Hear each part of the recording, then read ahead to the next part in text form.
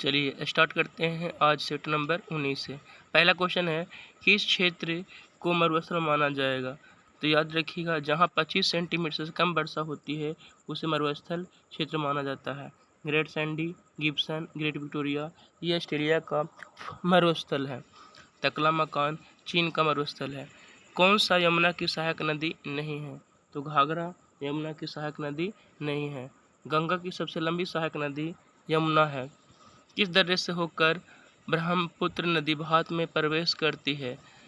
तो याद रखिएगा, यांकवा दर्रा से होकर भारत में प्रवेश करती है। बोमडीला दर्रा अरुणाचल प्रदेश में है। दीफू दर्रा अरुणाचल प्रदेश में है।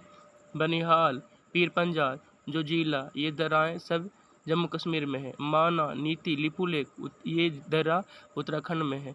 नाथुला, जालेपला ये सिक्किम में है। चलिए, 19 ईस्ट रीज कहाँ पर स्थित है? तो याद रखिएगा, ये हिंद महासागर के बोर्नियो द्वीप पर स्थित है। भारत में गरीबी के निर्धारण हेतु योजना आयोग ने किस वर्ष सुरेश तेंदुलकर समिति का गठन किया था? 2004 में। सुरेश तेंदुलकर समिति का गठन 2004 में हुआ था। दिए गए प्रश्नों का सही मिलान कीजिए। तो देखिए, प्रथम प्राथमिक क्षेत्र में आता है मधुमक्खी पालन, द्वितीय में जूते का कारखाना और तृतीय में सलाहकारी संस्था। चलिए, पश्चिम बंगाल का रानीगंज किसके लिए फेमस है? तो कोयला क्षेत्र के उत्पादन के लिए फेमस है। कार्बन टैक्स लगाने वाला विश्व का पहला देश कौन सा है? तो फिनलैंड। फिनलैंड की राजधानी हेलसिंकी है। संविधान सभा के प्रारूप समिति के अध्यक्ष कौन थे? संविधान के प्रारूप समिति के अध्यक्ष डॉक्टर भीमराव अंबेडकर थे। प्रारूप समिति के गठन की बात करें तो 29 अगस्त 1947 को प्रारूप समिति का गठन हुआ था। इसमें कुल 7 सदस्य थे। भारतीय संविधान में न्यायिक पुनर्विलोकन की व्यवस्था किस देश के संविधान से लिया गया है? तो अमेरिका से। संविधान की सर्वोच्चता ये भी अमेरिका से। मौलिक अधिकार अमेरिका से। राज्य की नीति तत्व आयरलैंड से लिया गया है। संसदीय प्रणाली ब्रिटेन से लिया गया है। संघीय व्यवस्था की बात कर लें, ये कहाँ से लिया गया है? कनाडा से लिया गया है। चलिए, नेक्स्ट क्वेश्चन की बात कर लेते हैं। नेक्स्ट क्वेश्चन है कि वित्त विधेयक के बारे में विशेष उपबंध किस अनुच्छेद में वर्णित है? अनुच्छेद 117 में वित्त विधेयक के उपबंध के बारे में वर्णन है। देखिए, धन विधेयक की बात करें तो अनुच्छेद 110 में है। वित्त आयोग की बात करें तो 280 में है। और अनुच्छेद 368 में संविधान संशोधन है जो दक्षिण अफ्रीका के संविधान से लिया गया है। भाग की बात करें तो 20वां भाग में संविधान संशोधन दिया हुआ है। संघ और राज्य के अधीन सेवाएं संविधान के किस भाग में उल्लेखित किया गया? तो भाग 14 में संघ एवं राज्य के अधीन सेवाएं का वर्णन किया गया है। भाग 7 रद्द हो चुका है। भाग 15 में निर्वाचन आयोग है। भाग 11 में केंद्र और राज्य के बीच में संबंध है।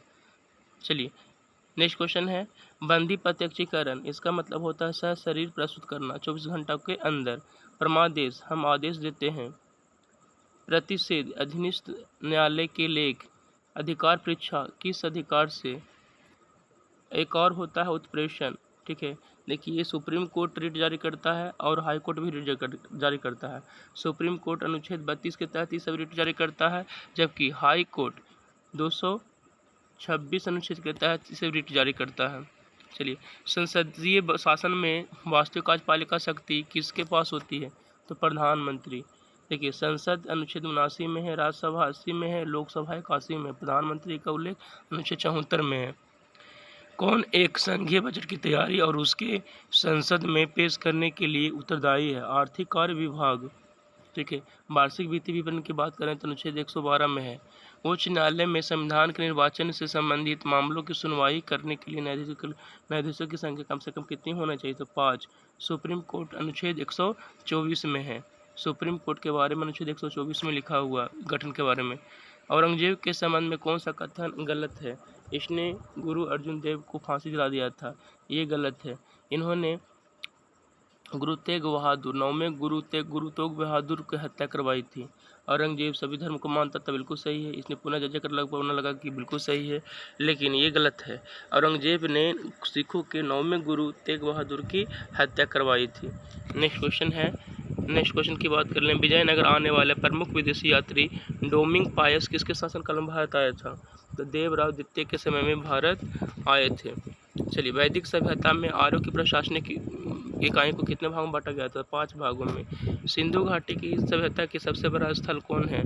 मोहनजोदड़ो। देखिए मोहनजोदड़ो सिंधु नदी किनारे है, इसकी खोज राखलदास बनर्जी ने 1922 में किया था। कालीबंगन राजस्थान में है, जिसका अर्थ होता है जुता हुआ खेत का साक्ष्य, ठीक है ना। जुता हुआ खेत का साक्ष्य का यहाँ से मिला, लेकिन इसका अर्थ होता है काले रंग की चूड़ियाँ। हड़प्पा रावी नदी किनारे है, इसका खोज 1921 में दयाराम साहनी द्वारा। राखी गढ़ी कहाँ है? हरियाणा में है। ऋग्वैदिक कालीन नदियों में सदानीरा का प्राचीन नाम गंडक है, ठीक है। झेलम का प्राचीन नाम वित्सदा, व्यास का विपाशा और सतलज का शतुद्री है। महात्मा बुद्ध ने सर्वाधिक उपदेश कहाँ दिए थे? तो देखिए सबसे ज़्यादा उपदेश महात्मा बुद्ध ने कौशल की राजधानी श्रावस्ती में दिए थे। प्रथम उपदेश की बात करें तो सारनाथ में दिए थे, और इसी को धर्मचक्र प्रवर्तन कहा गया था। किस स्थान पर साइमन विरोध जुलूस का नेतृत्व करते हुए लाला लाजपत राय पुलिस द्वारा लाठीचार्ज में घायल हुए थे? तो लाहौर में। साइमन कमीशन गठन की बात करें तो 1927 में ये गठन हो गया था, जबकि भारत 3 फरवरी 1928 को साइमन कमीशन भारत पहुंचा और इसने अपना रिपोर्ट 1930 में दिया। चलिए, किसने गांधी इरविन समझौते में महात्मा गांधी को लाभ का संतापना पुरस्कार कहा था? एलन कैंपबेल जॉनसन ने। देखिए गांधी इरविन समझौता 5 मार्च 1931 को हुई थी। अपने अध्यक्षीय संबोधन के समय किसने हिंदी भाषा के लिए रोमन लिपि लागू करने की वकालत किया था? सुभाष चंद्र बोस ने। राजभाषा हिंदी जो है भाग 17 में, राजभाषा के बारे में भाग 17 में है। अखिल भारतीय मुस्लिम लीग का गठन किसने के प्रस्ताव दिया था? सलीमुल्लाह खान ने। इसका स्थापना 1906 में ढाका में हुआ था। प्रकाश संश्लेषण प्रक्रम द्वारा पौधे कार्बोहाइड्रेट का संश्लेषण करते हैं। यह कार्बोहाइड्रेट किससे मिलकर बना होता है? ऑक्सीजन, कार्बन एवं हाइड्रोजन, ठीक है ना, याद रखिएगा। ऑक्सीजन, कार्बन एवं हाइड्रोजन से मिलकर बना होता है। कौन पादप हार्मोन नहीं है? तो एपिनेफ्रिन नहीं है। देखिए जबकि जिबेलिन है, ऑक्सिन है, साइटोकाइनिन है। देखिए मिलान करना है। हैजा बैक्टीरिया से होता है, डेंगू वायरस से, फिलपाम कृमि से, मलेरिया प्रोटोजोआ से होता है, ठीक है, याद रखिएगा।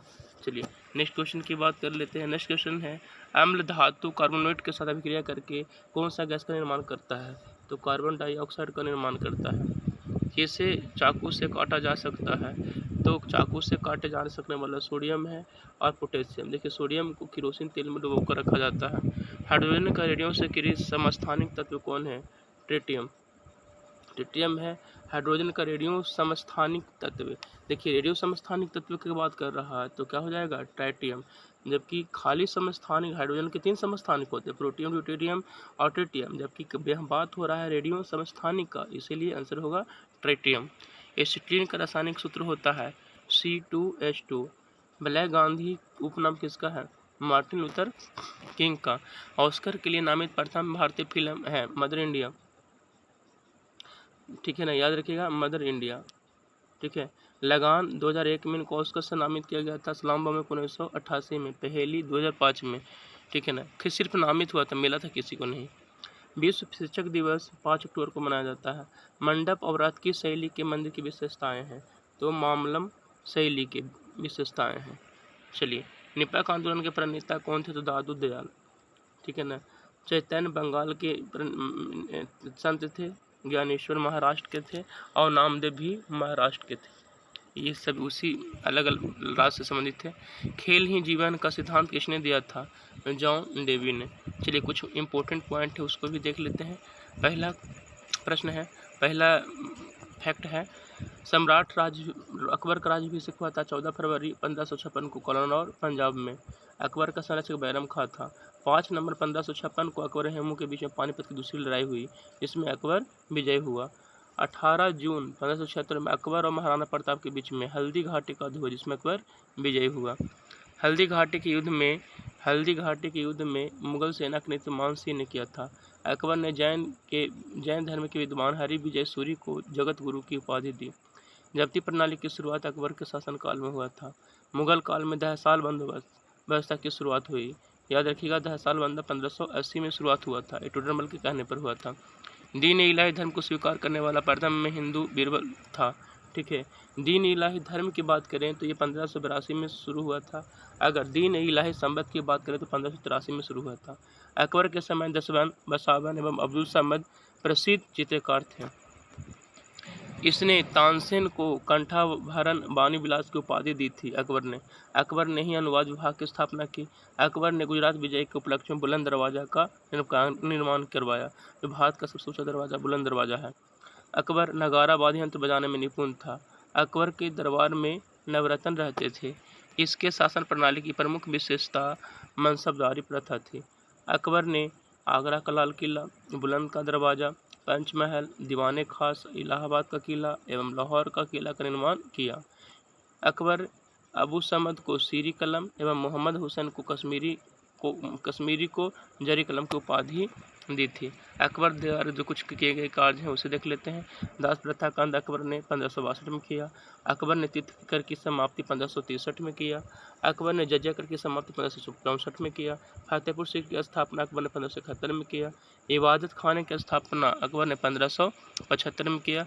मजहर की घोषणा 1579 में अकबर ने किया। दीन इलाही की स्थापना 1582 में, इलाही संवत की शुरुआत 1583 में। इस तरह से आज आपका 19वां सेट कंप्लीट हो गया। आप लोग प्रतिदिन इस तरह से देखते रहिए और इस पर टेस्ट भी दे सकते हैं आप लोग। चलिए आज भर के लेते हैं।